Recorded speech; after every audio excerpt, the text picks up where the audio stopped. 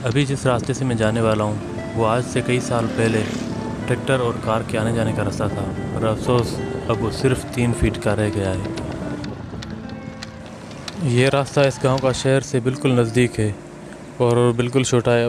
अभी आप देखेंगे मैं यहाँ से क्रॉस करूँगा और बच्चे दीवार से लग जाएंगे। अगर बाइक क्रॉस करती है तो लोग रुक जाते हैं, लोग क्रॉस करते हैं तो बाइक वाले रुक जाते हैं।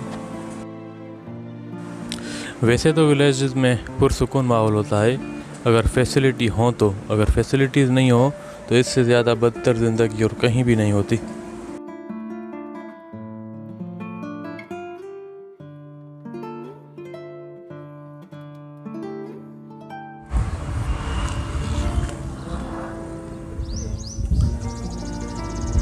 हेलो दोस्तों, कैसे हो? मैं हूं अब्दुल खालिक और आप इस वक्त देख रहे हैं मेरा यूट्यूब चैनल। आज मैं आपको दिखाना चाहता हूं एक गांव जिसमें आज तक ना तो कोई कंस्ट्रक्शन की गई है, ना ही कोई डेवलपमेंट की गई है, ना उसके रास्ते बनाए गए हैं, ना ड्रेनेज सिस्टम बनाया गया है, ना ही उसमें बिजली का निज़ाम बेहतर है और ना ही कोई और फैसिलिटी दी गई है। जहाँ तक आप जानते हैं कि पूरे मुल्क में बहुत ज़्यादा बरसात हो चुकी है, पर बरसात होने के बाद चंद दिनों में वहाँ पे रास्ते खुल जाते हैं, ट्रैफिक आती जाती है, इंसान आते जाते हैं। पर यह गांव जिसमें बरसात होने के चंद दिन तो खैर, चंद महीनों तक वो गंदगी नहीं ख़त्म होती, वो पानी नहीं जाता। इस खड्डे में पूरे गांव के गटर का पानी आता है और ये घरों के बिल्कुल बीचों बीच है। जितनी भी जो मेन गलियां हैं वो गटर का नज़ारा देती हैं। यहाँ की गंदगी चंद महीने तक चलती है। ट्रैफिक, गधा गाड़ी, कार, मोटरसाइकिल के आने जाने का रास्ता तो नहीं बचता, पर इंसान के आने जाने का रास्ता भी नहीं बचता।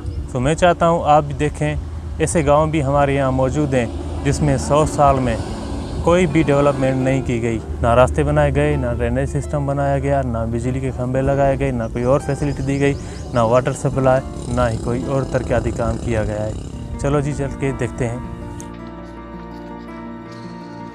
ये रास्ता है, आप देख सकते हैं ये रास्ता, ये बच्चे जा रहे हैं।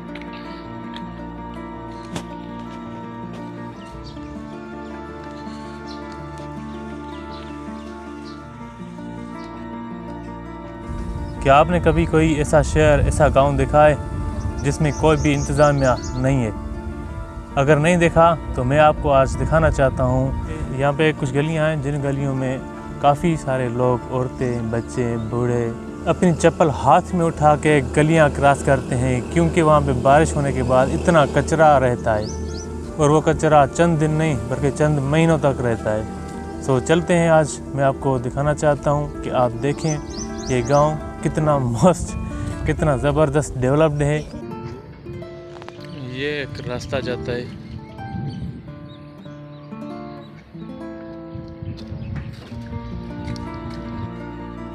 इस गांव के रास्ते बहुत ही तरक्की याफ्ता, बहुत ही टेक्निकली तरीके से बने हुए हैं। आप देखें थोड़ी सी बरसात के बाद ये हालत हो चुकी है। एक बंदे के गुजरने का रास्ता भी नहीं है यहाँ पे। ये एक मेन गली है जो पूरे गांव में के अंदर से जाती है।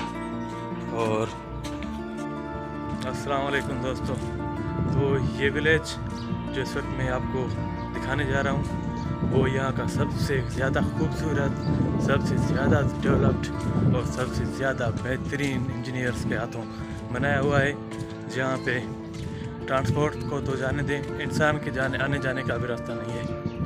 और ये है हमारी, ये पूरी सिंध में सबसे ज़्यादा मजबूत और तरक्की और टेक्निकल इंजीनियर के हाथों बना हुआ एक पूरा विलेज। औरतें, बच्चे या फिर किसी के हाथ में अगर कोई सामान हो तो वो यहाँ से कैसे क्रॉस करते होंगे।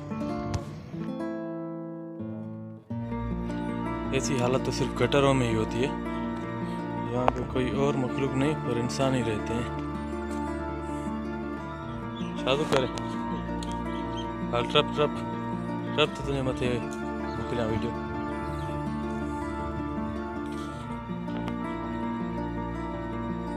माशाल्लाह, ॾाढो ज़बरदस्त रस्तो आहे हीअं।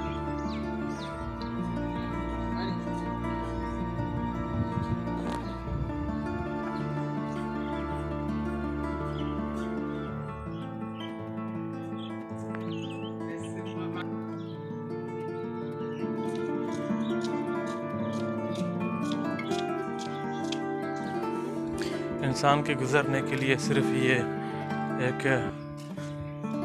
यही एक रास्ता है जिससे मैं इस वक्त जा रहा हूँ। आप देखें, यहाँ पे बैलगाड़ी, गधा गाड़ी, किसी भी चीज़ के गुजरने का कोई रास्ता नहीं। इंसान भी बहुत मुश्किल से आता है। यहाँ पे एक तो बिजली का खंभा लगा हुआ है, अगर किसी बच्चे का हाथ पड़ गया तो उसकी जान को भी खतरा है। ये था हमारा पूरा विलेज जिसकी ऐसी हालत है, इसको हम क्या कहें, सबसे ज़्यादा बदतर या सबसे ज़्यादा खूबसूरत विलेज।